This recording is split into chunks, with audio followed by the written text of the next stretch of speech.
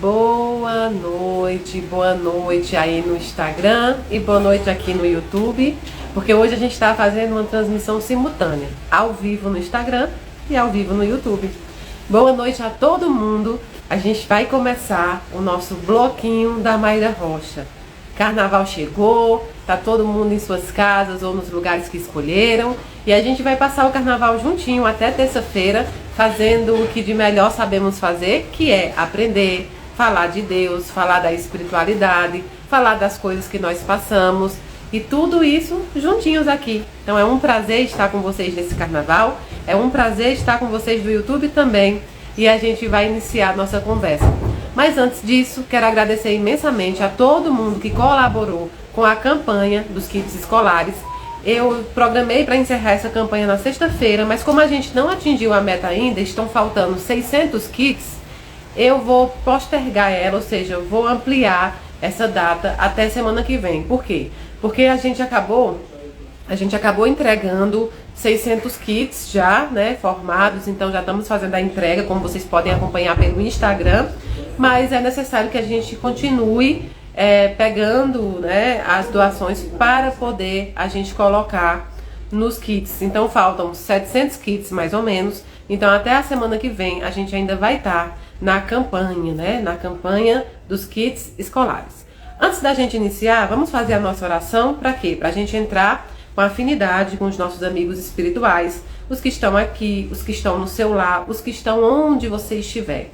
Vamos fazer uma conexão com Deus, para pedir a Deus nessa noite sabedoria, para pedir a Deus nessa noite paz. Então fechemos os nossos olhos materiais e vamos abrir os nossos olhos espirituais. E nesse momento nós pedimos a Deus Pai Todo-Poderoso que esteja sobre o Brasil nesse momento de festa, de comemoração, que esteja onde estão os foliões, onde estão as pessoas, né, que saíram para comemorar o carnaval, cada um ao seu modo, que esteja a espiritualidade amiga nas estradas nesse momento, cuidando de todo mundo que estão indo aos seus destinos.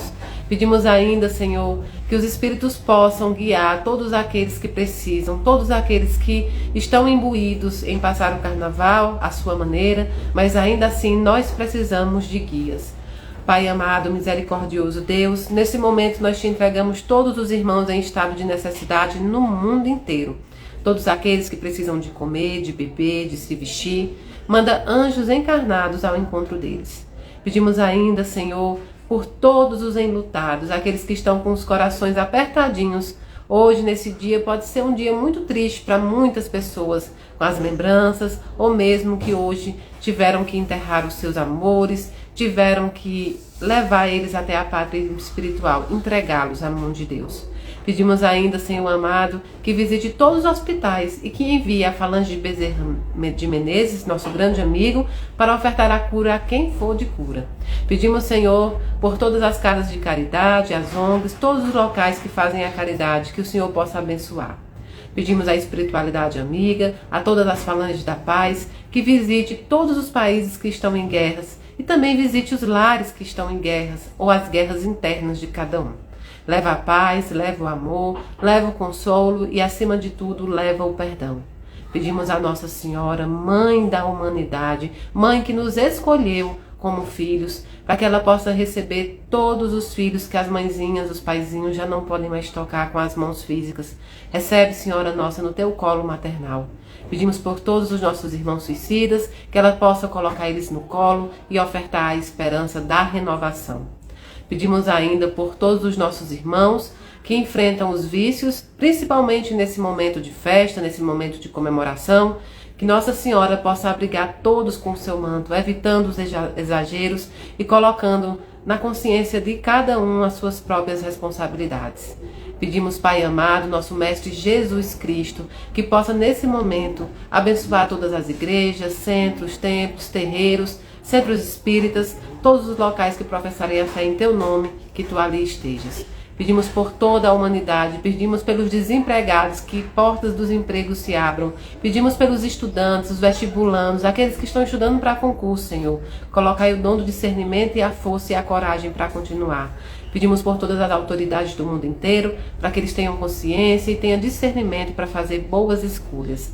Nisto, pois, Senhor, nós colocamos todos nós em Tuas mãos, colocamos nossos espíritos em Tuas mãos paternais. E tudo isso que nós te pedimos não é em nosso nome, mas é em nome do Teu Filho Jesus Cristo, que é bendito e é eterno. Que assim seja, não é? Pois bem, hoje nós vamos estar aqui falando sobre as coisas de Deus. Hoje nós vamos estar aqui falando sobre assuntos, né, para regozijar o nosso espírito. Mas vamos começar falando. Eu vi que rolaram algumas perguntas. Eu disse para vocês que hoje eu não ia, essa semana, entrar bem em carnaval, porque a gente já falou muito do carnaval no ano passado. Mas não custa a gente reforçar um pouquinho. Falando de carnaval, nós sabemos que hoje muitos dos nossos irmãos escolheram passar essa data, esse feriado, em festas, em comemorações. Nós sabemos que há um grande carnaval no Brasil, é conhecido por essa festa, sempre foi. Mas nós sabemos que durante essas festas, durante essa junção, né?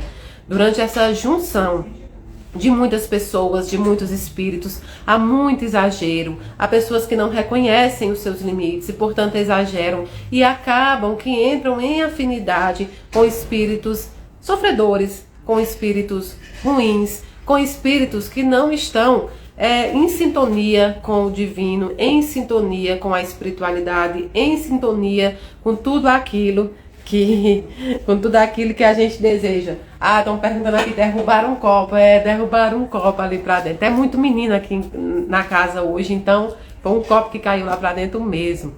Então vejam bem, nessa junção de espíritos, nessa junção de energias, sim, há muitos espíritos obsessores querendo se aproveitar. Mas se aproveitar por quê? Porque nós encarnados não reconhecemos o nosso limite. O problema é o carnaval? Não. Em si, o problema não é a festa. O problema não é o feriado. O problema somos nós encarnados, nós que estamos aqui, que utilizamos muitas vezes desses feriados, dessas festas, para ultrapassar todos os limites que nós conhecemos.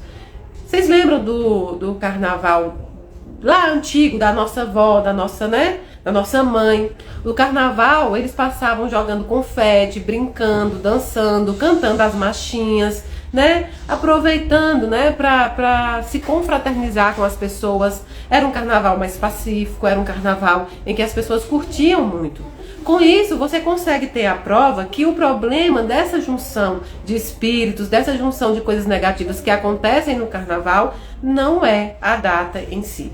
Temos que imaginar também que existem outras datas comemorativas, outras datas, né, que a gente tem no Brasil que junta-se muita gente. São João junta muita gente, principalmente no Nordeste, né?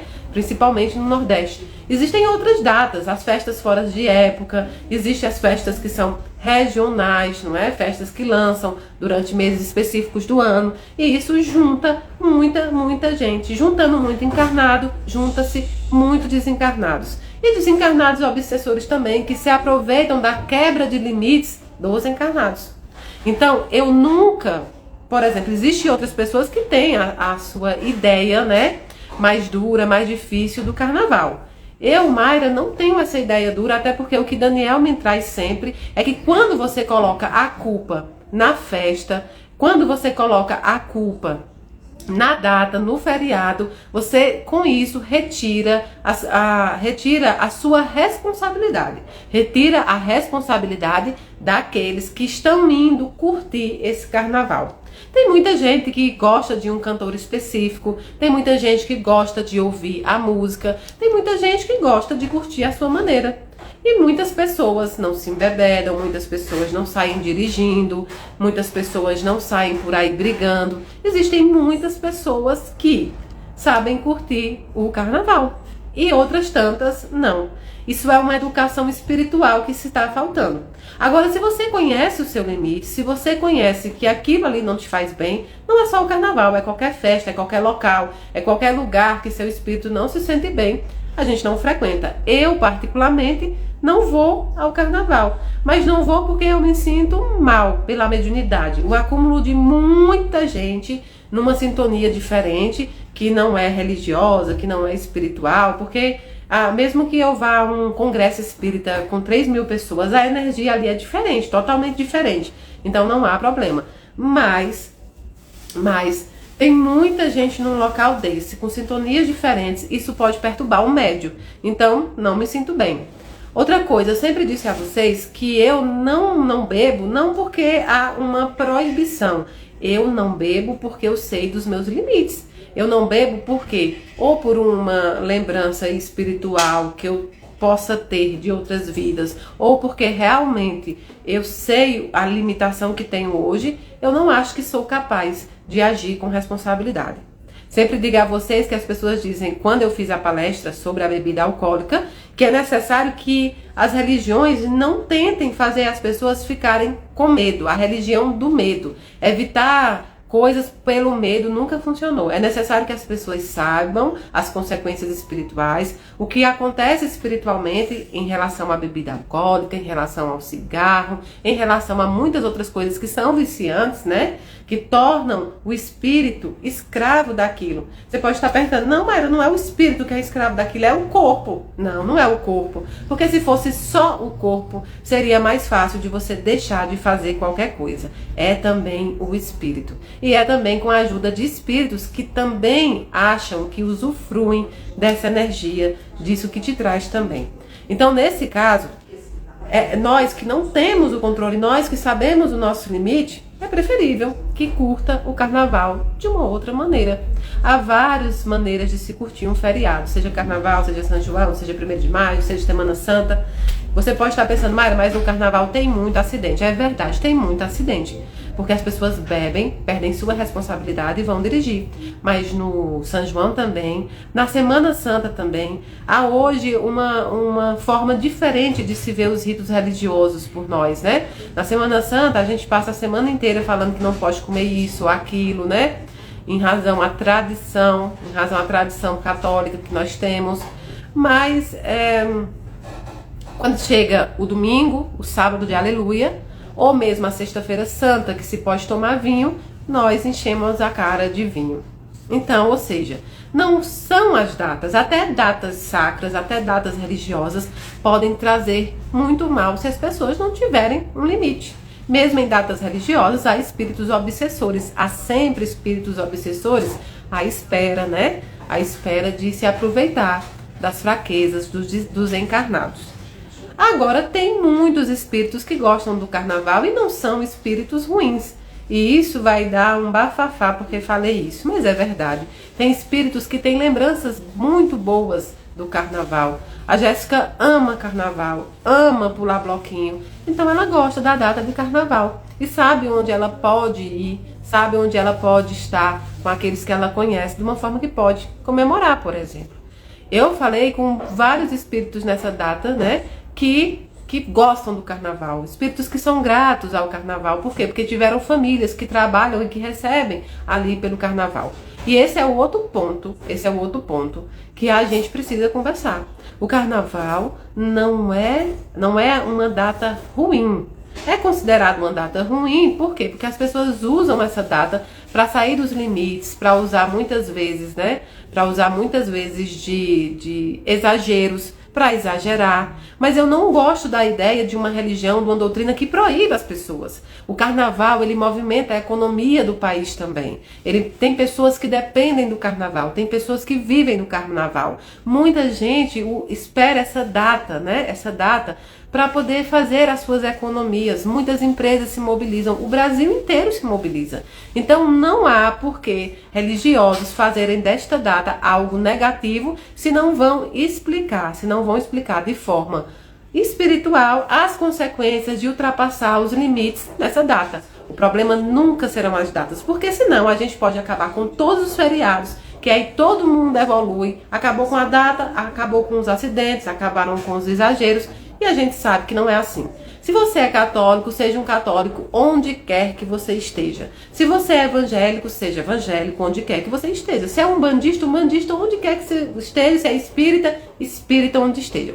Se você estiver no meio do carnaval, seja espírita. Dê exemplo de que você é espírita, para quando as pessoas olharem ali, um espírita no carnaval, mas de repente vão olhar para você e dizer, tava ali, tava dançando, tava curtindo, tava com a família, estava vendo os blocos. Existe um bloco aqui em Brasília que se chama o Bloco da Baratinha. E é um bloco muito famoso, que arrasta milhares de crianças com seus pais, cantando as marchinhas, jogando confés. A escola dos meus filhos é católica e se comemora, fazem o bailinho de carnaval, certo? Fazem o bailinho de carnaval. Então não são as datas, é a forma que você vê essas datas. E muita gente encarnada e desencarnada utiliza dessas datas para ultrapassar os limites e fazer aquilo que não se poderia fazer se em dias normais, eles usam nesse dia. Então nunca vou pregar contra uma festa, nunca vou pregar contra uma data. Era tirar a nossa responsabilidade. Era voltar a uma época de proibições, coisa que o Espiritismo não é proibitivo, ele é instrutivo. Então, não coloque na conta da data, essas coisas ruins que acontecem. Mas, Mayra, muitos espíritas falam como fica a atmosfera, como fica tudo aqui na Terra. Mas, gente, muitas datas têm a atmosfera diferente mesmo, né? Tem atmosfera diferente. No Natal, por exemplo, a atmosfera fica muito maravilhosa. Por quê? Porque a gente entra em sintonia com a caridade, a gente lembra sobre o nascimento de Jesus, a gente comemora o seu aniversário. Então é normal que essa data tenha uma harmonia. No dia de finados, há uma data de muita saudade, há uma mistura de dor, e aí a gente tem uma atmosfera diferente. No carnaval tem outra, não porque é o carnaval, mas porque algumas pessoas que estão ali estão se aproveitando para exagerar e os espíritos também. Mas a atmosfera pode mudar se a gente mudar também. A gente atrai esses espíritos, o nosso pensamento, a nossa intenção. Como é que você sai de casa? Ah, eu amo a Ivete Sangalo. Eu gosto da Ivete Sangalo demais. Então a Ivete Sangalo tá tocando ali em determinada rua. Ah, eu quero ir. Ou então eu tenho uma curiosidade. Eu queria muito ir ver o Carnaval de Salvador, ou o Carnaval do Rio de Janeiro, as escolas de samba. Vá! Se divirta, tenha responsabilidade, tenha limites, entenda que você ainda é você, entenda que amanhã vai existir, que o sol vai brilhar, que você vai ter que se manter ali durante o dia com as escolhas que você fez ali durante a noite. Se respeite, respeite seu corpo, respeite as pessoas, o corpo das outras pessoas, né? Curta o seu carnaval, curta a data que você escolheu. E para muita gente o carnaval não é uma festa interessante, então estão viajando, então estão curtindo com a família, estão, né? É sempre lembrar que o nosso corpo é o verdadeiro templo de Deus. Se tudo isso acabar, se todas as igrejas se fecharem, se houver um furacão, se houver qualquer coisa e todas as pedras ruírem, né? Não vai ruir o templo de Deus, porque o templo de Deus é você. Nós não adoramos templos de pedra, nós adoramos a Deus e nós somos o verdadeiro templo. Então, onde quer que eu esteja, eu estarei carregando o templo de Deus, certo? Então, não vamos punir uma data que movimenta a economia também, não vamos punir algumas pessoas gostarem, não vamos criticar algumas pessoas gostarem, porque você pode fazer algo errado fora do carnaval. Não é? A gente faz algo errado o ano inteiro. Então, nós, eu digo nós, Daniel, claro, e eu aproveito, né, para falar, porque é o que eu aprendo com ele. Nós acreditamos que o carnaval é uma data como outra qualquer e que não é culpa da data, não é culpa do calendário, os exageros, é culpa da irresponsabilidade material e também espiritual, tá bom? Tenham responsabilidade material e espiritual. Lembre-se que você carrega o exemplo. Lembre-se que tudo que você falar, tudo que você bota para fora, não é o que as pessoas verão, são os seus exemplos, certo? Então, essa a gente já falou de carnaval hoje, nós não vamos mais falar de carnaval no bloquinho da Mayra, a não sei se vocês tragam alguma novidade para mim, algum acontecimento que vocês viram durante o carnaval, aí a gente comenta aqui, né? Quem estiver assistindo, eu acho que tem uma escola de samba, não sei se é do Rio de Janeiro ou é de São Paulo, vocês vão pesquisar para mim, vão me dizer, eu também vou pesquisar, que vai falar, eu não sei se é sobre as entidades da Umbanda, vejam bem, eu ouvi falar que é uma das escolas, e eu vou assistir, e aí vocês vão comentar junto comigo, qualquer polêmica que der, a gente tá aqui também para falar sobre isso, e eu quero muito assistir, ver como é que vai ser retratada, né, a religião, a doutrina. Eu quero ver como é que vai ser retratado ali também. Então a gente pode comentar pontos específicos do carnaval. Mas sobre o carnaval em si, era bem isso que eu tinha para falar com vocês. A gente comentou sobre carnaval no ano passado, o bloco inteiro. Hoje a gente vai comentar sobre, vamos fazer um estudo e Se acontecer qualquer coisa no carnaval, vocês vão comentando aqui, eu vou estudando, vou vendo o que aconteceu e a gente vai comentando. Primeira coisa é eu vou lançar, né, um trabalho de casa pra gente voltar a falar ainda durante esse bloquinho. Vocês vão me dizer, quando terminar esse vídeo aqui, vocês vão colocar embaixo o que vocês acham dessa mistura. E aí, gente, é sem crítica, cada um vai colocar a sua visão. Eu vou ler todas as visões para que a gente possa comentar. O trabalho de casa nesses vídeos é vocês comentarem como vocês verem essa mistura das religiões, essa mistura das doutrinas dentro do carnaval, assim, dentro das escolas, dentro da mensagem que elas passam. Eu quero que vocês deem a sua opinião. Não é sobre a escola específica, mas é sobre essa mistura, esse caldeirão. Não só das escolas que vão falar sobre as entidades ou sobre os orixás, mas escolas também que já falaram sobre outras religiões. Vocês podem trazer. Eu quero que vocês botem embaixo desse vídeo quando terminar, né? Quando terminar. E aí, eu vou ler tudo pra gente comentar amanhã também sobre isso, tá bom?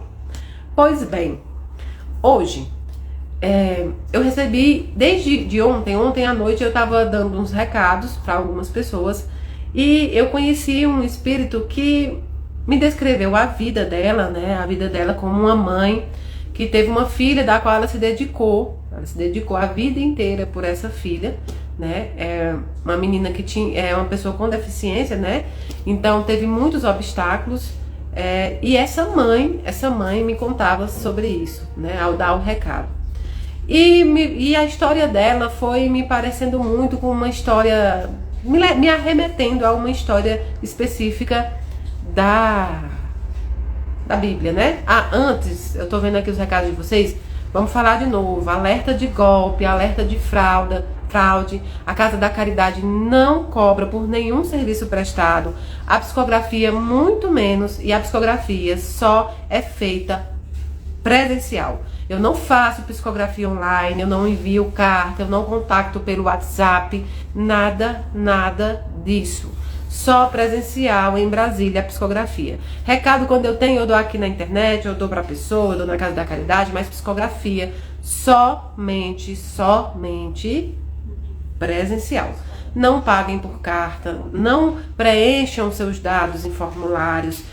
Não façam isso, porque não há isso. E se você for enganada, contacte o seu banco, faça um boletim de ocorrência, principalmente porque tem delegacias, né, eletrônicas. Então faça um boletim e contacte com o banco para que você possa receber o seu dinheiro de volta.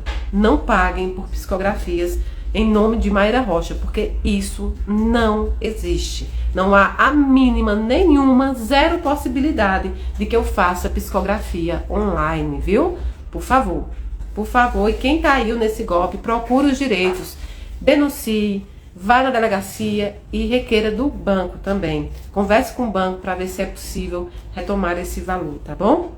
Pois bem, então eu conheci a história da dona Lena e que foi uma mãe que lutou muito por essa filha, uma mãe que levantou muito, né? Levantou muito amor para essa filha, para que essa filha se sentisse sempre muito amada, capaz, que essa filha se sentisse sempre muito linda. Ela falando sobre o sorriso da filha dela, que era o sorriso mais lindo que ela já viu, ou seja, ela amava aquele sorriso. Então, diante dessa história e de tantas outras que nessa semana eu tive o prazer de escutar, eu pensei muito, né? Eu pensei muito sobre o que a gente ia falar hoje. Mayra, por que você não viaja para outros estados? Eu viajo para outros estados, tá bom? Eu faço palestras, eu abraço pessoas, eu converso, se tem recados eu dou também. Isso depende da espiritualidade e das autorizações, mas eu viajo. Olha, agora em abril eu estarei no Rio de Janeiro, 12 no Osmar, né, que é o autor do livro Espírita no Umbral e vários outros livros. E dia 13 eu estarei no Frei Luiz, tá bom? Em abril eu estou no Rio de Janeiro. Em maio eu estou em Franca, dia 4. Dia 17 eu estou em Barbacena. Em final de maio para junho eu estou em Portugal. E outubro eu estou em ai meu Deus, Tupaciguara. E estou também em Sergipe para o encontro da Fraternidade Espíritas e da Fraternidade Espírita não, da Fraternidade Sem Fronteiras, o encontro da Fraternidade Sem Fronteiras. Enfim, tem um congresso em Uberlândia, que eu não sei a data, mas eu vou saber. Tem um congresso em Uberlândia nesse meio aí também. Então tem muitas viagens já marcadas. Eu vou ainda abrir a agenda para mais algumas viagens. Aí eu encerro o ano de viagens também. Porque eu preciso, né, também dar atenção para a Casa da Caridade, agora que ela está formada também. Mas eu viajo sim pelos estados. Então, quando eu conheci a história da Dona Leninha, né?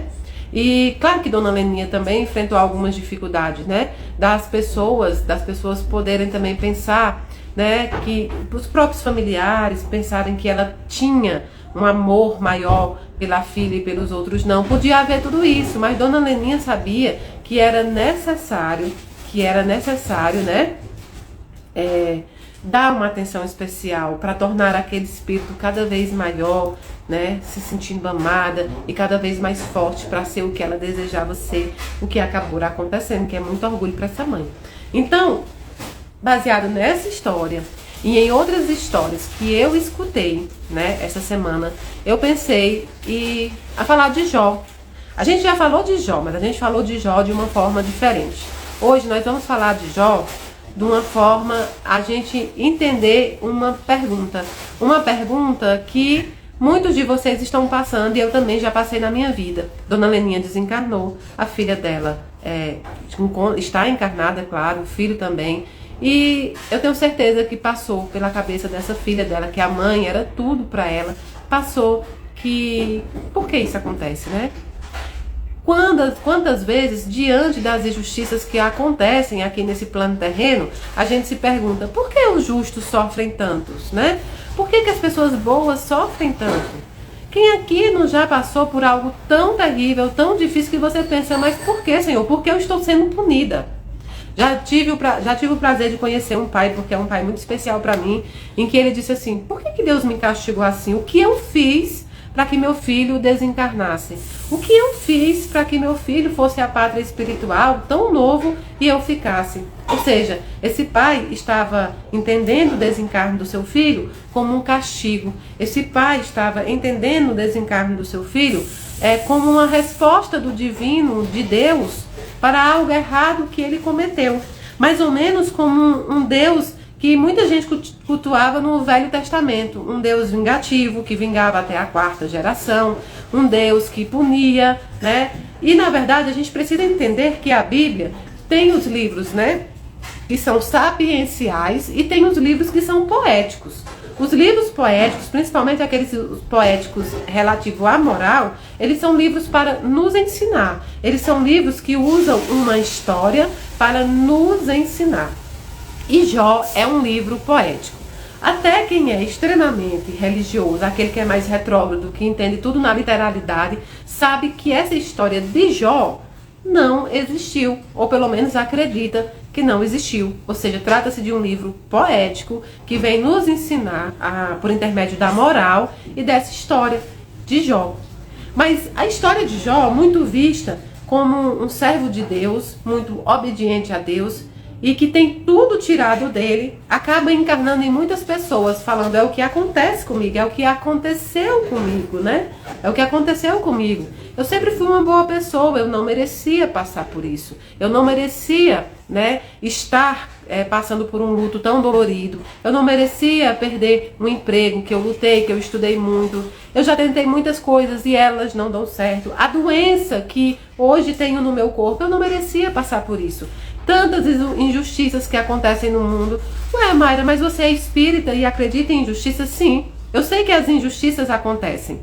Eu não acredito em injustiçados, mas acredito em vítimas. A gente, quando diz que não acredita em injustiçados, significa dizer que a gente compreende que muitos dos fatos que acontecem na nossa vida são respostas muitas vezes a atos que nós cometemos em vidas passadas. Porém, quando nós dissemos que existem as vítimas, é porque nós não temos conhecimento, nós humanos encarnados, nem mesmo os médios, não temos conhecimento das vidas passadas das pessoas, nem muito menos a nossa. Eu falo por mim, eu tenho conhecimento de uma e somente essa, porque há um objetivo para se ter. Mas então não posso dizer com plena certeza que o que acontece com a pessoa é fruto de um ato dessa pessoa. Não, porque às vezes pode ser fruto de um ato da decisão de terceiro, alheio à sua vontade. Então, sim, existem injustiças, acontecem injustiças. Porém, nós temos que tratar essas injustiças como divinas, como espirituais. Explico por quê. Hoje aqui, nós vamos falar sobre por que Deus? Por que pessoas justas como Jó sofrem tanto? Por que Jó teve que passar por isso se era um servo honesto, se era um servo dedicado a Deus, se era um servo que procurava fazer o bem, se era um servo que procurava andar no caminho do bem? Por que Jó passar por isso?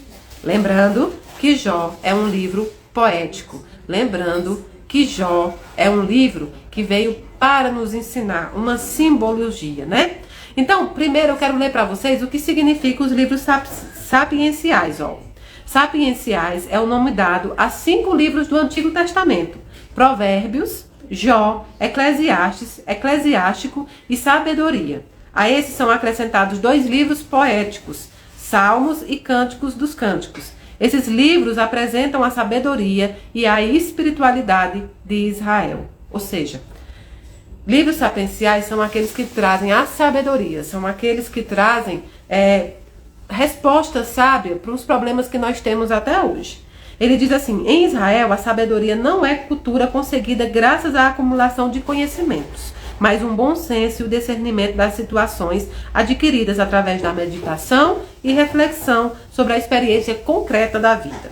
Assim, nos livros sapienciais, encontramos reflexões que brotam dos muitos problemas que povoam o dia a dia da vida de qualquer pessoa que busca o caminho de realização e felicidade.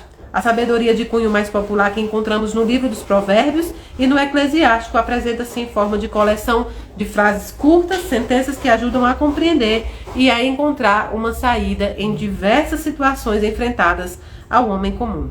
Já os livros de Jó, Eclesiastes e Sabedoria são estudos sobre problemas mais aprofundados e globais, como o sentido da vida, da morte, da justiça, a vida social, o mal, a natureza. Trata da sabedoria. Então vejam bem, os livros sapienciais, eles mostram que a experiência comum do povo também tem lugar de manifestação. A verdadeira religião. Jó trata-se da centralização da verdadeira religião. Qual é a verdadeira religião para você? O que você acha que é a verdadeira religião? Jó mostra que o problema, do mal, nem o sofrimento do justo e inocente, e muito menos da paciência de Jó. O autor desse drama discute a questão mais profunda da religião, a natureza da relação entre o homem e Deus. Ou seja, aqui não é discutido a questão daquela religião de instituição. Qual é a verdadeira religião nesse momento mostrado pela história de Jó? É justamente a resiliência que aqueles que têm a fé têm que ter para passar pelos testes. Nós vamos começar falando justamente sobre isso. Não há, historicamente, nenhum sinal e nenhuma informação de que Jó realmente existiu. Por isso que é um livro poético, um livro de simbologia, que vem para nos ensinar de forma moral. E é um dos mais antigos livros do Velho Testamento. Então, a pergunta de Jó é: por que os justos sofrem? Toda a história de Jó está embasada em por que o justo sofre. E é justamente essa pergunta que a gente vai tentar comentar aqui hoje, que a gente vai tentar aprofundar. Então, conta-se o início da história, o início da história, que Jó era um homem muito rico. Ele tinha muitos filhos. E aí você pode pensar, mas por que a Bíblia fala que uma pessoa que tinha muitos filhos era rico? Rico em filhos. Vejam bem, naquela época e para a lei judaica, o homem que tinha muitos filhos era também um homem rico. Porque muitos filhos significam trabalho, significam pessoas ali para trabalhar, pessoas ali para ajudar. Então Jó tinha muitos filhos. Vocês sabiam que, inclusive, se você for um homem e seu irmão for casado e ele morrer, ele desencarnar, pela lei judaica naquela época, se ele morrer, desencarnar sem deixar filhos, você se juntava com a sua cunhada e teria filhos com ela para que o seu irmão tivesse, herdeiros, tivessem a sequência do seu nome. Era muito importante ter filhos aquela época. Então você veja bem por que é que a Bíblia diz que ele era rico em filhos. Ele era rico em bens também. Jó tinha uma fortuna incalculável pela história da Bíblia. Mas acima de tudo, Jó tinha uma riqueza espiritual sem tamanho, uma riqueza espiritual que poucos tinham. E Deus fala isso, né? Na sequência da história, Deus fala para aquele que vai ao encontro: veja meu servo Jó, dando aquele servo Jó, aquele filho Jó, como exemplo de riqueza espiritual. Jó tinha uma fé, aquela fé que Deus requer muitas vezes de nós. Ah, Mayra, mas é a fé inabalável? Não, é a fé que faz com que a gente saiba que tudo que acontece é permissão divina. E tudo que acontece na nossa vida, mesmo aquelas coisas que nós consideramos ruins, elas vêm, né? Elas vêm para nos fortalecer e nos ensinar também.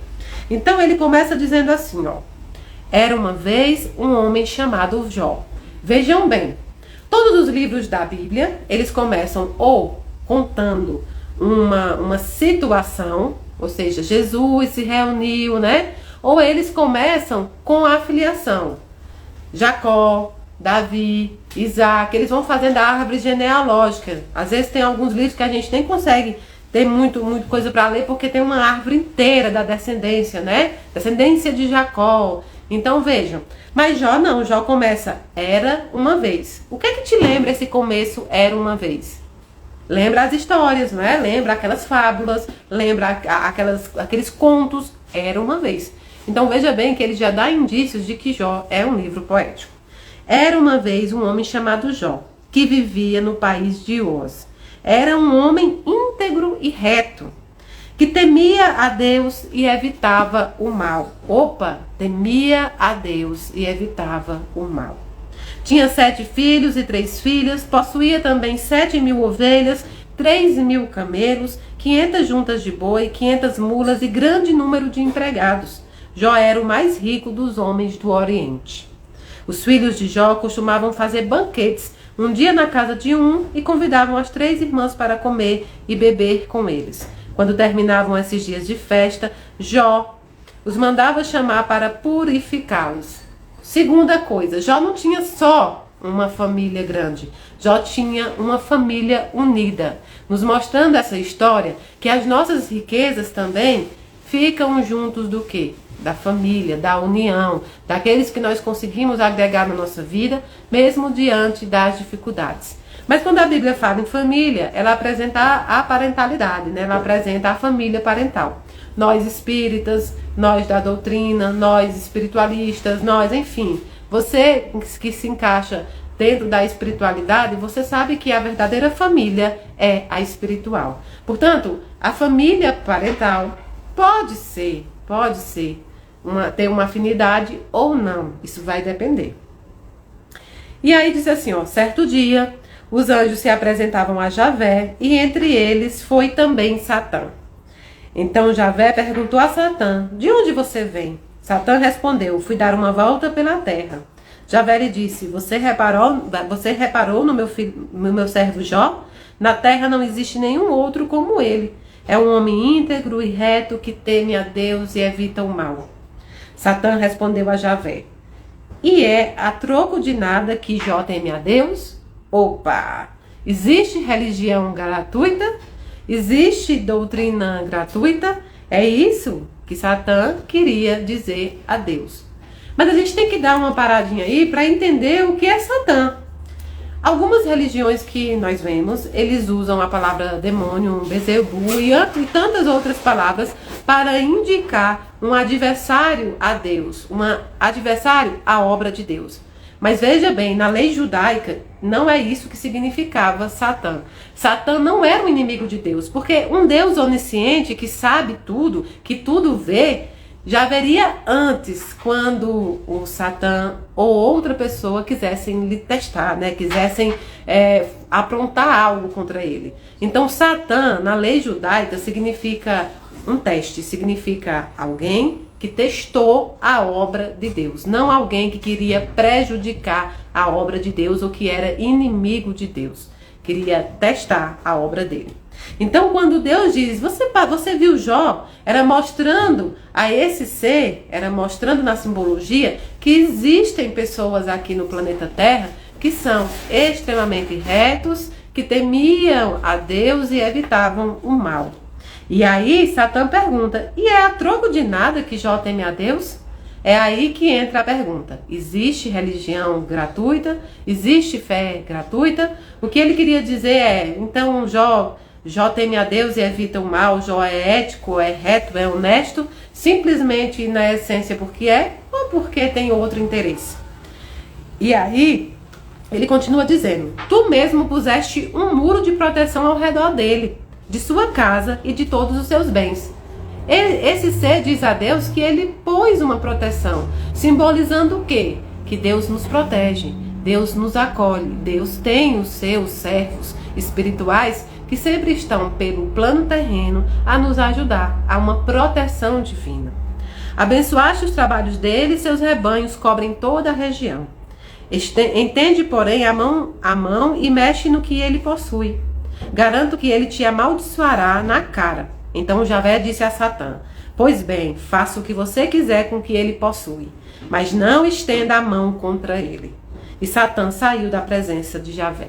Então Deus disse, vá, faça o que você quiser para testar a minha obra, para testar a fé daqueles que me conhecem em espírito, para testar a bondade daqueles o qual eu criei. Teste a minha criação.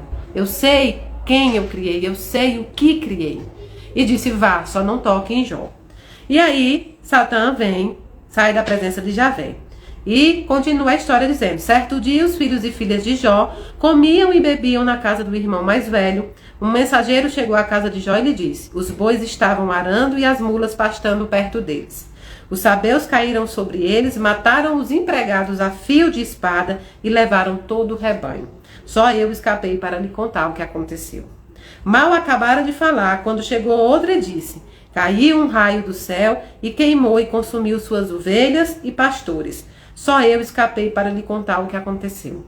Mal acabaram de falar, quando chegou outro e disse, um bando de caldeus dividido em 3 grupos, caiu sobre os camelos e os levou embora. Depois de matar os empregados a fio de espada, só eu escapei para lhe contar. Mal acabaram de falar, quando chegou outro e disse, seus filhos e filhas estavam comendo e bebendo na casa do irmão, quando um furacão veio do deserto, atingindo a casa pelos 4 lados, e ela desabou sobre os jovens e os matou. Só eu escapei para lhe contar. Então Jó se levantou, rasgou a roupa, raspou a cabeça, caiu por terra e disse, nu eu saí do ventre da minha mãe, e nu para ele voltarei. Javé me deu tudo, e Javé tudo me tirou. Bendito seja o nome de Javé.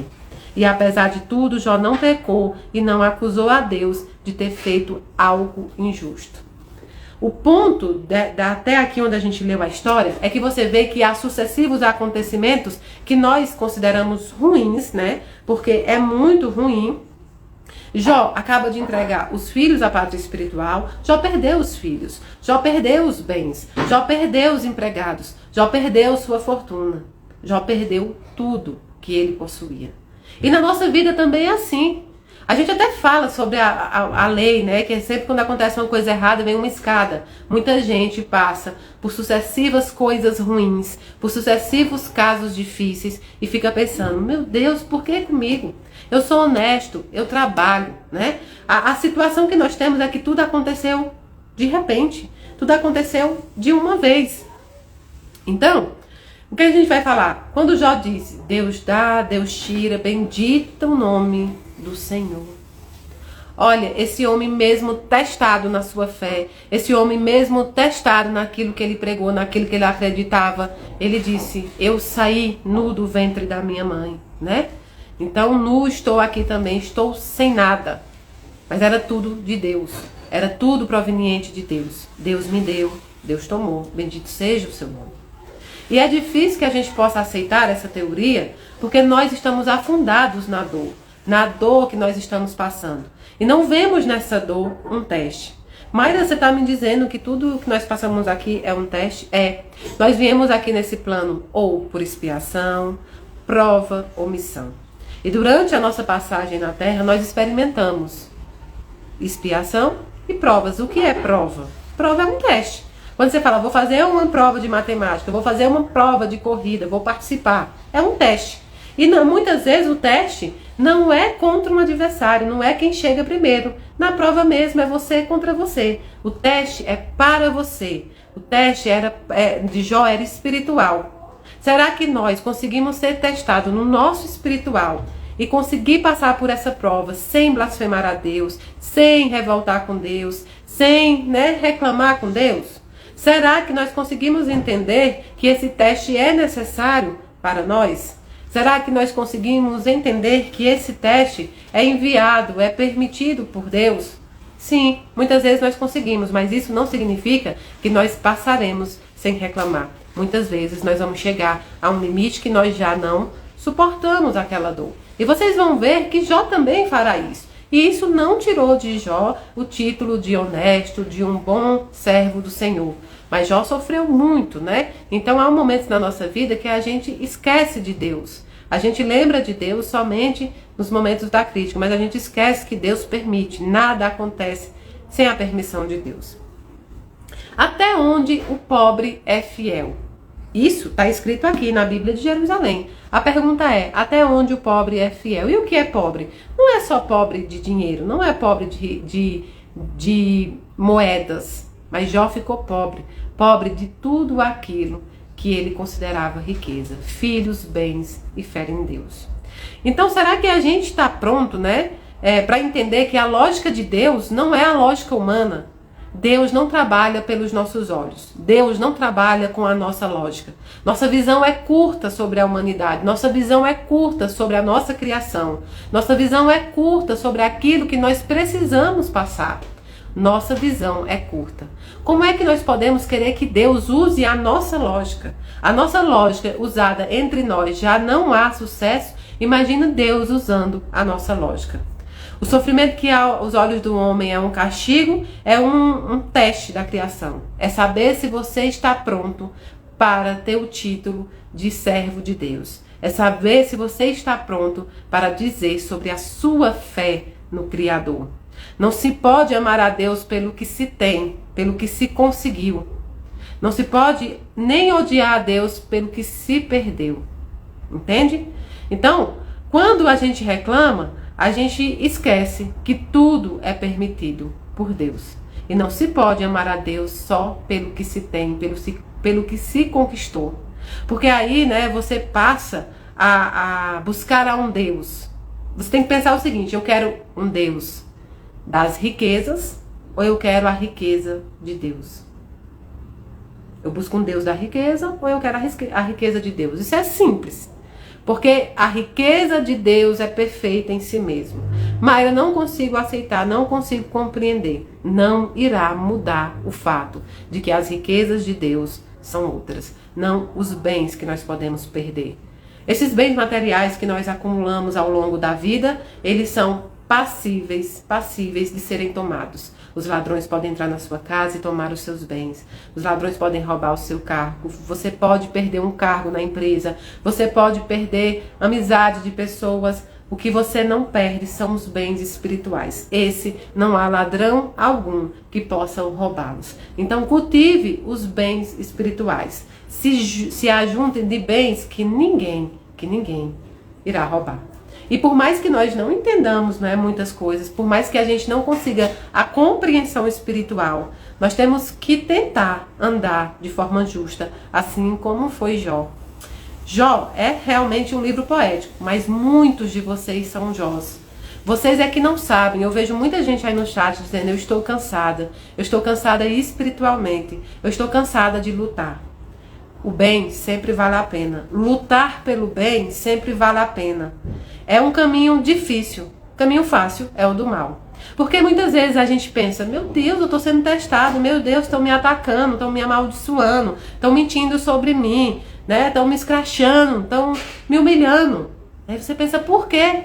Aí Deus, se eu pudesse escutar Deus em voz humana, eu tenho certeza que Ele teria. Porque você está no caminho certo. Se você estivesse no caminho errado, você não sofreria esses ataques dos espíritos obsessores e maus que querem testar o poder de Deus, que querem testar a criação, a obra de Deus. Então, se você está sendo perseguido, humilhado, né, exarcrado, por quê? Porque você está lutando pelo bem, porque você está lutando pela justiça, porque você está lutando pela verdade, saiba que você é um servo de Deus e é uma honra ser humilhado em nome de Deus. E é uma honra ser perseguido em nome do Senhor. Benditos são aqueles que encontraram dentro do caminho do bem as dificuldades. Eu gosto muito que o Espírito me falou e depois eu fui buscar estudar sobre a história de Sócrates. Eu amo essa sincronia que se faz. Sócrates foi morto, né? A decisão de Sócrates foi por 72 juízes. 72 juízes decidiram pela morte de Sócrates. Você lembra o nome de algum juiz desse? Pelo menos um dos 72? Não, você não lembra. Porque esses nomes se acabaram, se encerraram. Ficaram indiferentes. Agora, o nome de Sócrates nunca foi esquecido. Seus ensinamentos ultrapassaram barreiras, gerações, anos, passaram de gerações para gerações. Aqueles que andam no bem não passam desapercebidos. Já o mal, passado o tempo, nunca mais será lembrado. Tudo isso que você está passando nesse momento, daqui a um ano, você verá de forma diferente. Você vai dizer, Mayra, mas não é o tempo que cura, não é o tempo mesmo. Porque se a gente esperar só pelo tempo, inclusive, pode aumentar o nosso sofrimento. O que cura, o que nos leva é a nossa consciência tranquila, é o nosso dever pela verdade, é o nosso amor por Deus e a nossa luta contra o pior inimigo, nós mesmos. Nós somos os nossos piores inimigos, porque nós nos sabotamos, nós paralisamos diante do medo, diante dos acontecimentos, diante de tudo isso, nós paralisamos. Então, a única coisa que nós podemos fazer é caminhar, mesmo cansados, porque a gente sabe que no final a vitória sempre será do bem e o mal será esquecido. Aqui um tempo, todos aqueles que fazem o mal jamais serão lembrados. Mas você que buscou a justiça, você que buscou a verdade, você que entrou em defesa da obra de Deus, será lembrado por muitos, por muitos. Então, continuando a história de Jó, a gente começa a pensar, então quer dizer que mesmo que eu seja um bom servo, mesmo que eu procure fazer o bem, eu vou sofrer? Ah, vai sim, você vai sofrer as expiações. Nós somos testados na nossa fé o tempo inteiro. Que facilidade seria se a fé fosse como só a de alguns, a fé religiosa. A fé em que eu decoro a Bíblia, a fé em que eu sei todo o Pentateuco de Allan Kardec, inclusive muitas vezes tem um bastão da justiça, né, da doutrina espírita. Isso, tá tudo decorado. Eu consigo vir aqui e falar sobre todas as perguntas, mas eu não compreendi. Por isso que chama livros sapienciais, né? Livros de sabedoria. Quando nós lemos e decoramos, o que nós adquirimos não é sabedoria, é conhecimento. E não é o conhecimento que faz um verdadeiro justo de Deus. Não é o conhecimento que você tem que faz você um homem do bem ou um homem de fé. O que faz você ser um homem do bem, um homem de fé, são os seus atos, são os seus exemplos, é a sua coragem. Amar é um ato de coragem. Continuar é um ato de coragem. Viver bem, mesmo diante das provas, é um ato de coragem. E aí a gente passa a vida inteira tentando viver bem. Mas o que é viver bem, né? O que é viver bem para nós? Viver bem para nós é bebida, é vícios, é dinheiro. Viver bem é ter fortunas? Não. Viver bem é agir. Viver bem é nos moldar. É domar as nossas más inclinações. É pegar o nosso medo e tornar ele pequenininho. Porque o medo não pode paralisar ninguém. Hoje eu estava pensando, né, cochilando à tarde. E pensando que, olha, a dor, ela é uma linguagem universal, como a gente falava. Mas ela é um sentimento que é sentido em todas as suas vertentes. A dor, ela trabalha o ser humano como nenhuma prova, nenhum instrumento pode trabalhar. A dor te mostra quão sensível você é, quão pequeno você é, quanto você precisa de Deus. A dor te mostra que viver sem Deus é algo muito ruim. mas a dor te mostra o quão grande você pode ser. Ao tempo que ela te joga ao chão, e quando você está lá de cara no chão, como você vai ver no livro de Jó, quando ele botou a cara no chão, quando você está lá no fundo do poço, você consegue ver que dali só tem crescimento. Você consegue ver a sua força diante daquela dor. Ainda que não seja imediato, você utiliza a dor para crescer. Você utiliza a dor para caminhar. Aqueles que paralisam diante da dor, que desistem diante da dor, não estão demonstrando a Deus a sua verdadeira fé e seu verdadeiro amor. Ah, Mayra, mas aí Jó não reclamou, eu não consigo não. Quando meu filho desencarnou, eu me revoltei com Deus, eu xinguei Deus.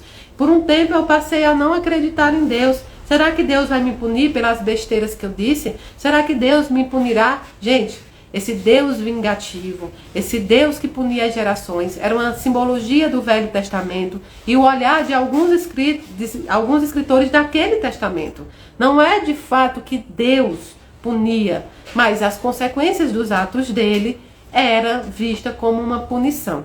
Muitas consequências dos atos nossos a gente quer ver como uma punição. Não há ninguém mais condenado do que o inimigo, do que o diabo, do que os obsessores. Nós muitas vezes colocamos na conta deles coisas que são muito simples de saber, que são consequências de escolhas nossas. Portanto, Deus não pune você. Deus, essa história de Jó é uma simbologia. Deus jamais ofertaria um servo dele. Mas Deus poderia dizer, uma criação minha é forte, porque é filho de Deus, de um Deus forte. Portanto, eu sei que são capazes de suportar e de passar pelas imensas provas para ter o espírito evoluído. Eles passarão por esse teste e vencerão. Eu fiz criações vencedoras, não perdedoras. Então, Jó está lá acabado e você está pensando que Deus vai te punir. Não, Deus sequer escuta aquilo que você fala no momento da dor.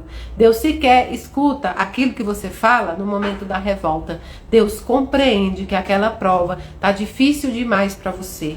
Ele fecha os ouvidos para escutar aquilo que você está falando da boca para fora. Aquilo é um momento de dor e a dor grita e muitas vezes grita, né, de forma intraduzível. Nós não sabemos o que falar. É a primeira coisa que sai da nossa boca. Então Jó estava lá, né, sendo testado na sua fé. E aí ele passou, ele disse, Deus me deu, Deus tomou, bendito seja o nome do Senhor, não é? Mas aí, não satisfeito, né? Aí os anjos se apresentaram a Javé e entre eles também foi Satã e disse. Então Javé perguntou a Satã, de onde você vem? E Satã respondeu, fui dar uma volta pela terra. E Deus respondeu, você reparou no meu servo Jó? Na terra não existe nenhum outro como ele. É um homem íntegro, reto, que teme a Deus e evita o mal. Ele continua firme na sua integridade. E você, a troco de nada, me lançou contra ele para o aniquilar. Satã respondeu a Javé, pele por pele. O homem dá tudo o que tem para manter a vida. Estende, porém, a mão e o atinge na carne e nos ossos. Garanto que ele te amaldiçoará na cara. Então Javé disse a Satã, faça com ele o que você quiser, mas poupe a vida dele. E Satã saiu da presença de Javé. Deus tem o direito de tirar tudo que lhe havia dado. Em tal situação, Jó personifica todos os pobres do mundo, os quais, mesmo perdendo tudo ou nada, possuindo, não se revoltam contra Deus. A fidelidade até o fim. Então Satã feriu a Jó. Jó teve uma doença que hoje poderia se parecer como se fosse uma hanseníase, mas bem mais complicada. Muita dor, os seus ossos doendo. Ele diz aqui na Bíblia que ele tinha tantas feridas que ele raspava com caco de cerâmica essas feridas. Imagine a dor de Jó. Jogava cinzas da fogueira ali pela pele para tentar sanar aquela dor. Imagina a agonia de um homem que havia perdido já tudo e agora estava sofrendo as mazelas físicas, estava sofrendo na sua própria carne. Quando este Satã, essa entidade que se chamava Satã nessa história, dizia, o homem é capaz de tudo para salvar a sua própria vida, a sua própria pele. Será mesmo que esse teste é justamente isso. Será que nós somos capazes de tudo pela nossa sobrevivência? E que sobrevivência é essa? Qual é a sobrevivência que nós cultuamos hoje em dia? A sobrevivência material ou a sobrevivência espiritual? Sobreviver no plano terreno de forma material e não evoluir de forma espiritual já é uma morte. A verdadeira morte é aquela que é espiritual. Essa é que não pode acontecer. A morte do corpo, essa é possível. Então Jó recebeu, e olha só, a história de Jó é tão atual que Jó recebeu 3 amigos, mais a sua esposa que estava vendo todo o sofrimento dele. E esses amigos começaram a dizer: amaldiçoa esse Deus, olha o que ele fez com você, você acha justo? Né? O outro vinha e falava: Jó, um homem de bem como você é, um homem ético, íntegro, honesto, sofrendo isso, que Deus é esse? Amaldiçoa esse Deus. E aí a mulher de Jó também, já cheia do sofrimento, fala a mesma coisa. Quantas vezes a gente está lá na dor, e em vez de aparecer amigos, aparecer espíritos que vão nos dizer: olha, isso vai passar. E eu estou com você até passar. Deus está conosco. Quantos amigos vêm no momento da dor para falar de Deus? Ou quantos amigos vêm no momento da nossa dor para nos criticar a forma que nós passamos por essa dor, as escolhas que nós tomamos durante dessa dor? Quantas pessoas vêm ao nosso encontro para tentar nos colocar contra Deus? Aí você pode estar pensando: não, veio uma pessoa aqui, mas ela falou em nome de Deus. Eu não estou falando do Deus religioso, eu estou falando do Deus verdadeiro. As pessoas não só nos colocam contra Deus quando pregam contra a religião, isso é o de menos. As pessoas nos colocam contra Deus quando tentam nos afastar do caminho de Deus. Vai os amigos lá e falam: esquece isso, esquece esse problema, tu já está separado mesmo, vamos ali pro carnaval.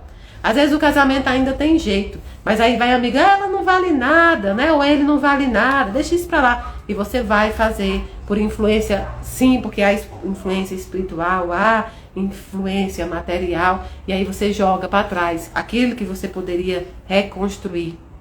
A Larissa acabou de falar no velório, no luto. No luto vem inúmeras pessoas falando em nome de Deus. Não é isso que prega quando você quer, um amigo quer te juntar a Deus ou te afastar.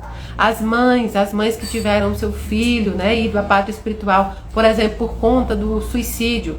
Quantos religiosos não vão até essa mãe? Quantos religiosos não vão até essa família para pregar, né, uma falta de perdão, para pregar que ele fez a escolha errada, sem um pingo de empatia pelo que aquela família está passando? Então, mesmo falando em nome de doutrinas, mesmo falando em nome de religião, elas não estão falando em nome de Deus. Elas estão tentando te afastar de Deus, pregando coisas que não vêm de Deus, vêm da doutrina dos homens, da regra dos homens, daquilo que os homens acham que sabem. Nós não sabemos 0,001% da verdadeira doutrina, da doutrina que está no plano espiritual. Nós não sabemos, né? Nós não sabemos nada sobre Deus, sobre os seus desígnios, sobre a sua atuação.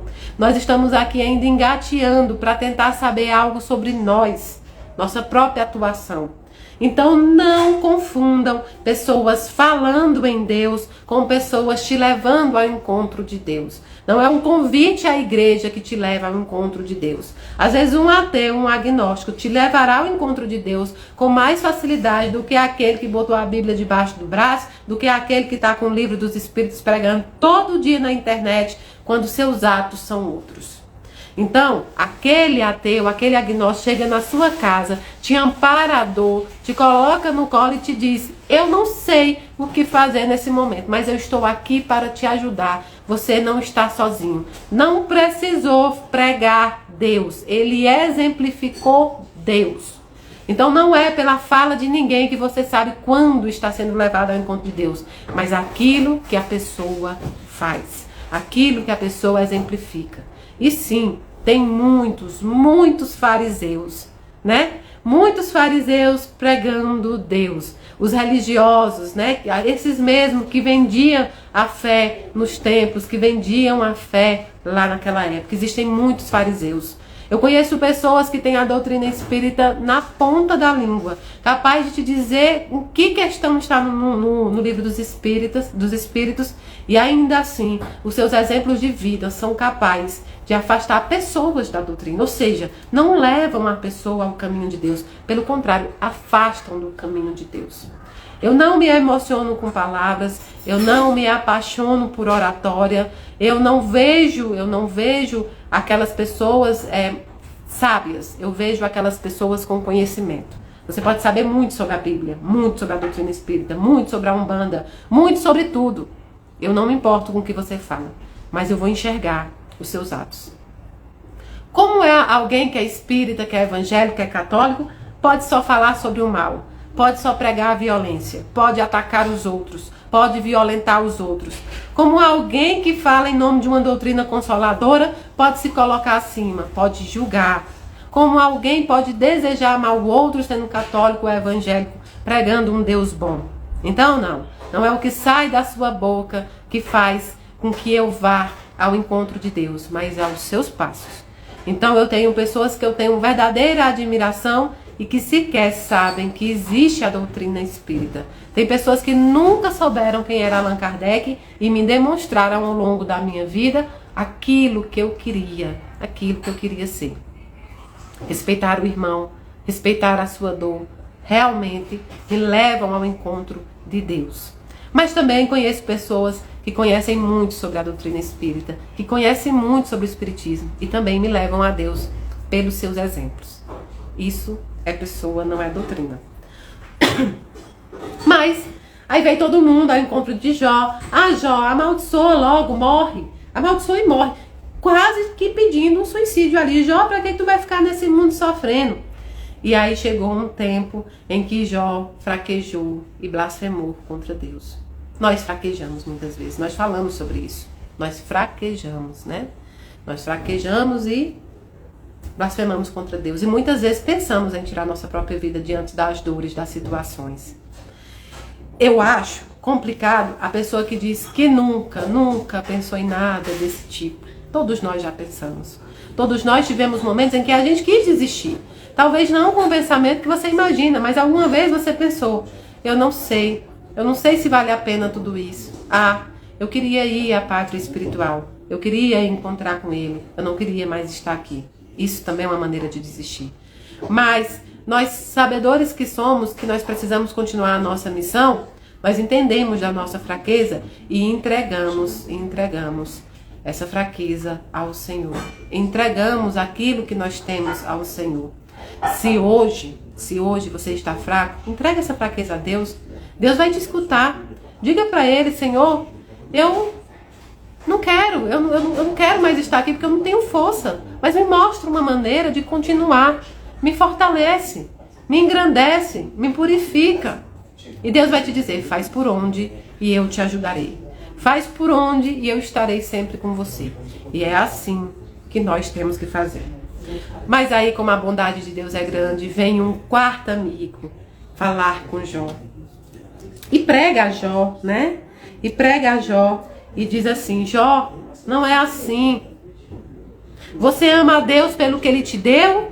Você ama a Deus pelo que você tem? Ou você ama a Deus pelo que Ele é? Jó, Deus o ama.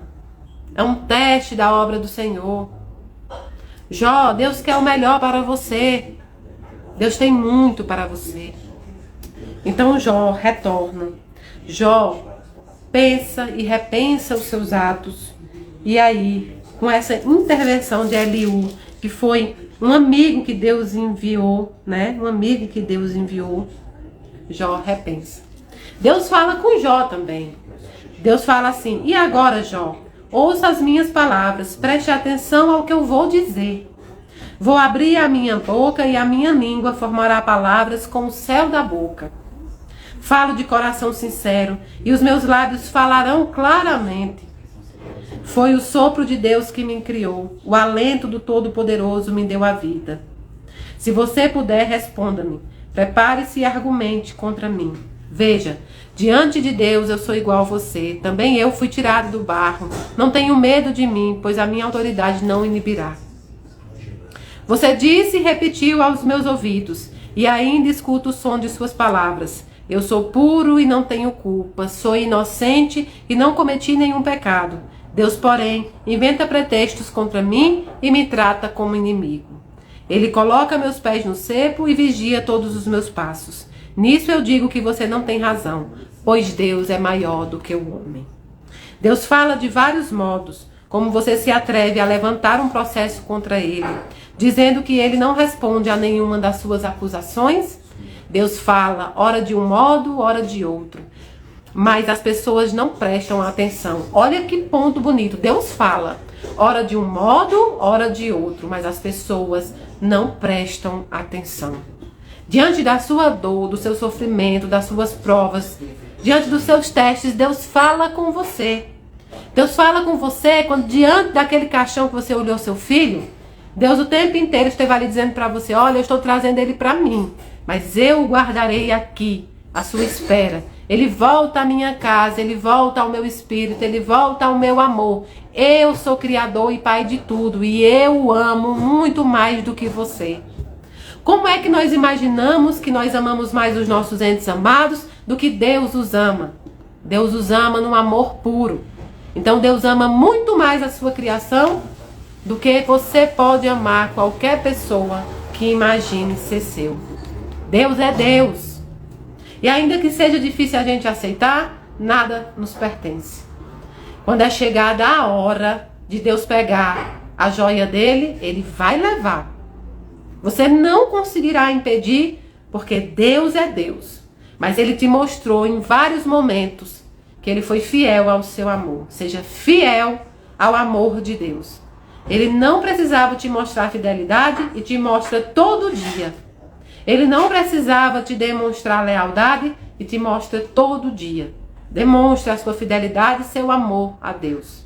E nunca ache que você amou alguém mais do que Deus a ama. Deus é o Criador.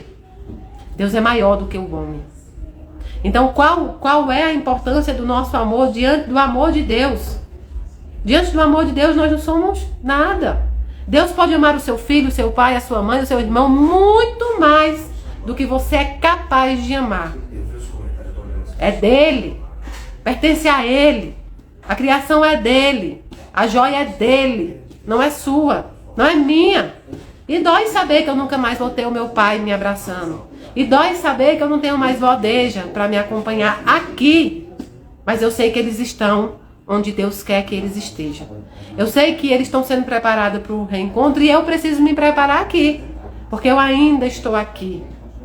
Eu choro, eu sofro, eu tenho saudade. Mas me nego a acreditar. Me nego a me dar a falsa crença de que eu os amo mais do que Deus os ama. Deus os ama mais do que eu sou capaz de amar. E eles estão melhor com Deus do que estariam comigo. Eu posso oferecer pouca coisa. Inclusive, eu errei muito com minha avó, errei com meu pai, errei com todos aqueles que eu amo e já partiram. Deus nunca errou. Deus abraça, Deus ama, Deus beija. Isso não quer dizer que não vai doer em mim, em você. Mas eu sei que Deus ama mais do que eu já amei. E aí ele diz assim, ó, Deus é justo. Eliú falando com ele, esse amigo. Deus é justo. Sábios, escutem as minhas palavras e vocês, doutores, prestem atenção.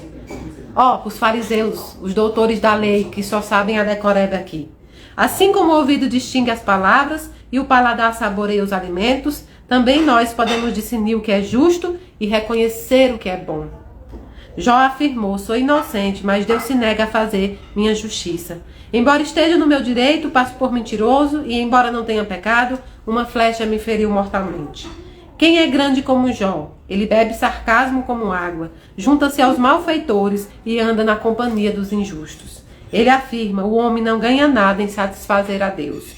Escutem-me, homens sensatos, longe de Deus praticar o mal, longe do Todo-Poderoso praticar a injustiça. Deus paga ao homem conforme as suas obras e retribui a cada um conforme a sua conduta. Deus, na verdade, não age de modo injusto. O Todo-Poderoso nunca viola o direito. Quem confiou a ele o governo da terra? Quem lhe entregou o mundo inteiro? Se ele pensasse apenas em si mesmo e retirasse o seu espírito e o seu sopro, todas as criaturas morreriam no mesmo instante e o homem voltaria ao pó. Se você é inteligente, escute-me, preste atenção ao que eu vou falar. Quem é inimigo do direito conseguiria governar? Você se atreve a condenar o Supremo Justo? Ele é capaz de dizer a um rei, você é um homem vil, e a um príncipe, você é um homem justo? Deus não é parcial a favor dos poderosos, nem favorece o rico contra o pobre, porque todos são obras de suas mãos. Eles morrem de repente no meio da noite, os grandes perecem e desaparecem, e o poderoso é derrubado sem esforço humano. Porque os olhos de Deus veem a conduta do homem e vigiam todos os seus passos. Não há trevas nem sombras onde os malfeitores possam esconder-se. Não cabe ao homem marcar prazo para comparecer perante ao tribunal de Deus. Ele aniquila os poderosos sem muito inquietos e no lugar deles nomeia outros. Deus conhece a fundo as ações deles. Ele os derruba numa noite e são destruídos. Vejam bem, ele estava falando aqui, é que Deus não faz acepção. E veja bem, o homem pobre morre. E o rico? Morre. O justo? Morre. O cruel? Morre. O religioso? Morre. Aquele que não tem religião nenhuma, morre também. No final, você vai morrer. Eu vou morrer. E o que é que importa?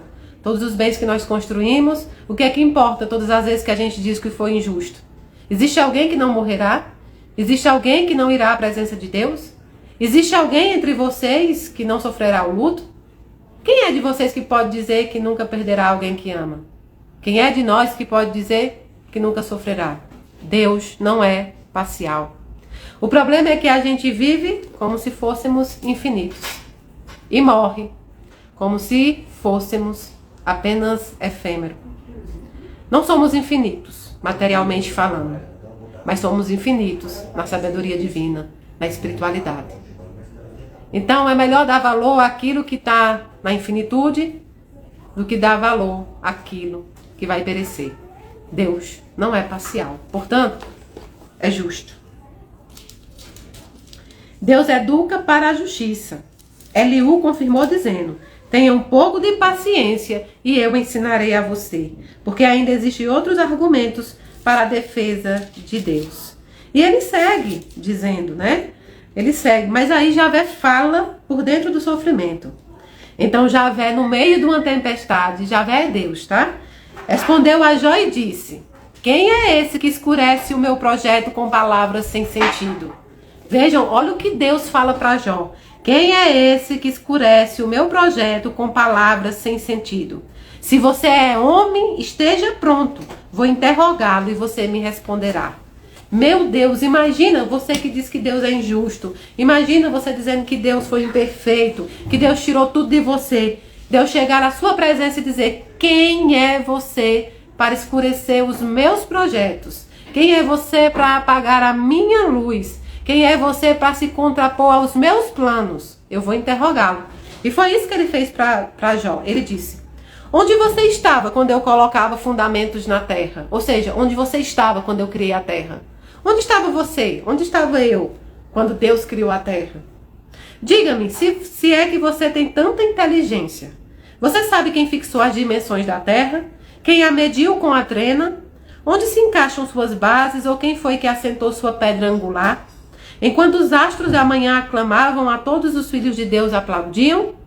Quem fechou o mar com uma porta quando ele irrompeu jorrando no seio materno? Quando eu coloquei as nuvens como roupas dele e as névoas espessas como coeiros? Quando eu lhe coloquei limites com portas e trancas e lhe disse, você vai chegar até aqui e não passará. Aqui se quebrará a soberba de todas as suas ondas. Alguma vez em sua vida você me deu ordens para o amanhecer ou marcou um lugar para a aurora, a fim de que ela agarre as bordas da terra e dela sacuda os injustos? Por acaso você deu ordens à terra, ela se transformar como argila debaixo do sinete e se tingir como um vestido, negando luz para os injustos e quebrando o braço que ameaça golpear? Você já chegou até as fontes do mar ou passou pelas profundezas do oceano? Já mostraram a você as portas da morte? Ou por acaso você já viu os portais das sombras? Você examinou a extensão da terra? Se você sabe tudo, isso me indica. Por onde se vai até a casa da luz e onde é que vive as trevas? Para que você as leve ao território delas e elas lhe ensinem o caminho para casa. Certamente você sabe disso tudo, pois já então havia nascido e já viveu muitíssimos anos. Você entrou nos reservatórios de neve e observou os celeiros de granizo, que eu reservo para o tempo da calamidade, para as guerras e batalhas? Por onde se espalha o calor e se difunde sobre a terra o vento leste? Por onde quem abriu um canal para o aguaceiro e o caminho para o relâmpago e trovão, para chover terras despovoadas? Você pode amarrar os laços da Pleiade ou desatar as ligações do Órion? Você pode fazer que apareçam as constelações do Zodíaco na sua estação própria ou guiar a Ursa com seus filhos? E ele continua perguntando a Jó imensas coisas. E é você, por acaso, que caça a presa para a leoa ou sacia a fome dos leãozinhos? Quando eles se recolhem nas tocas ou ficam emboscados nas moitas? É você que dá o alimento ao corvo? E continua, você sabe quando é que as carmuças dão cria? Você pode dar força ao cavalo e vestir a crina no pescoço dele? E vai perguntando a Jó. Será pela sabedoria que você tem que o falcão levanta voo, estendendo as asas para o sul?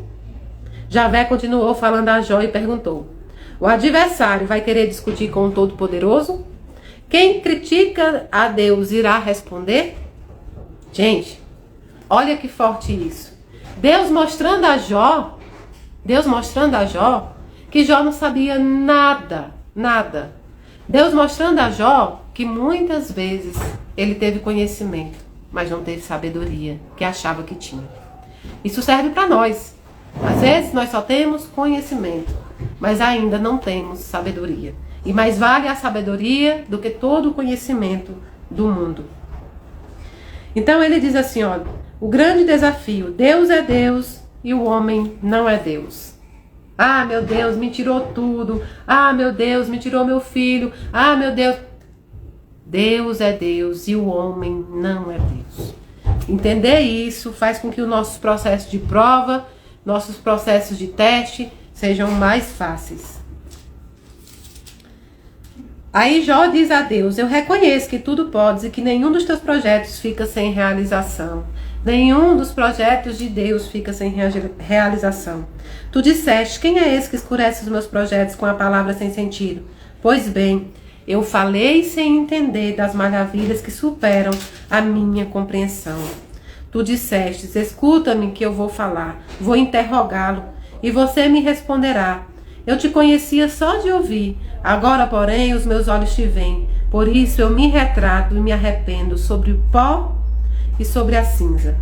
Javé terminou de falar com Jó, se dirigiu a Elifaz e Temã, dizendo: estou irritado contra vocês dois, porque vocês não falaram corretamente de mim, como falou o meu servo Jó.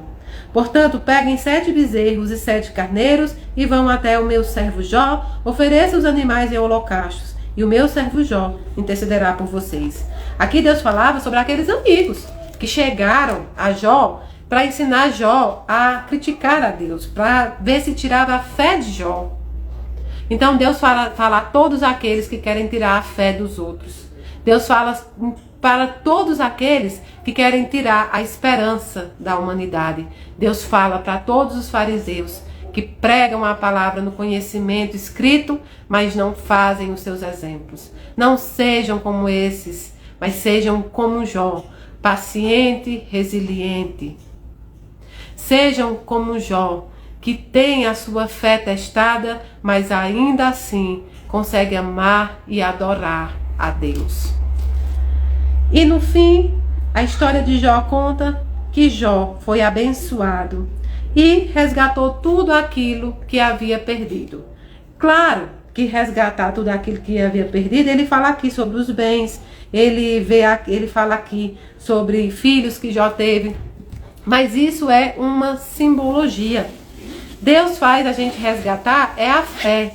E quando a gente resgata a fé, nós conseguimos ver a beleza na vida, nós conseguimos ver a beleza na criação, nós conseguimos ver que nossos testes são para a nossa valorização.